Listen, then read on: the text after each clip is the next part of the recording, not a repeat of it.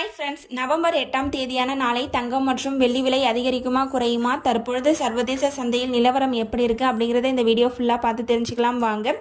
சர்வதேச சந்தையில் பார்க்கும் பொழுது தங்கத்தின் விலையில் ஒரு சின்ன ஏற்றம் ஒரு சின்ன இறக்கம் இப்படி தாங்க இருந்துகிட்ருக்கு. பெருசாக எந்தவித மூமெண்ட்டும் இல்லாமல் தான் இருந்துகிட்ருக்கு.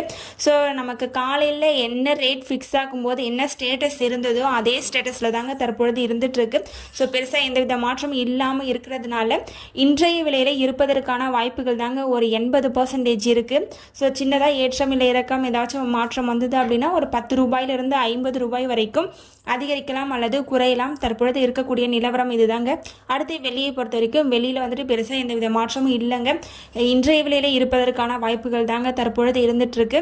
தங்கம் மற்றும் வெள்ளி இரண்டுமே இன்றைய விலையில் இருப்பதற்கான வாய்ப்புகள் தான் இருந்துகிட்ருக்கு.